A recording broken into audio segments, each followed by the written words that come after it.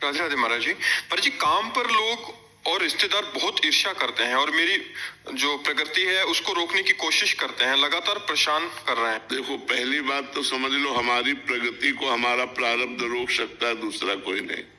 हमारा कर्म जो पूर्व का बिगड़ा हुआ है वही हमारी उन्नति को रोक सकता है, दूसरा विश्व में कोई पैदा नहीं हुआ कि हमारी उन्नति को रोक सके।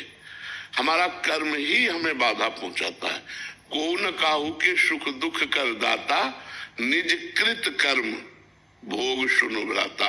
हे भाई, कोई किसी को सुख दुख नहीं देता, अपना किया हुआ कर्म ही कहीं सुख देता है और कहीं दुख देता है।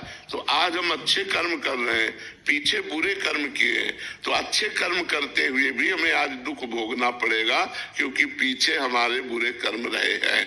आज हम बुरे कर्म कर रहे हैं, लेकिन पीछे अच्छे कर्म किए तो बुरे कर्म करता हुआ भी वो सुखी दिखाई देगा, क्योंकि उसने पीछे अच्छे कर्म किए हैं। अभी जो कर्म कर रहे हैं इनका आगे परिणाम हमको मिलेगा।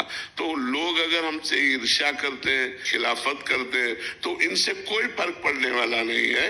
हमको अपने सत्मार्ग में चलते रहना चाहिए। हम नीचा देखेंगे तो हमारे कर्म से, हम पतित होंगे तो हमारे कर्म से, हमारी अवनति होगी तो हमारे कर्म से, लोगों से नहीं।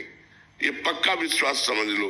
लोग चाहते एक तरफ हो जाए, आप एक तरफ हो जाए, और यदि आपका प्रारब्ध जोरदार है, आपके आचरण पवित्र है, आपका भजन जोरदार, तो आप पार हो जाएंगे, आप अकेले जीत जाएंगे। और अगर पूरा भारत आपके साथ है और आपका कर्म बिगड़ा हुआ है तो आपको कदम कदम पे दुख भोगना पड़ेगा, कोई साथ नहीं आएगा, कोई साथ नहीं। हमारा कर्म ही हमको सुख दुख देता है।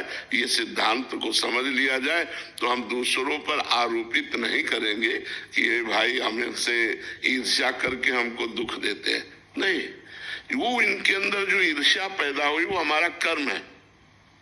इनको जो हमारे को दुख देने की भावना पैदा हुई वो हमारा कर्म इनके अंदर बैठकर हमको दुख भोगवा रहा है। तो हमको दुख भोग लेना चाहिए और नाम जप करके आगे बढ़ जाना चाहिए।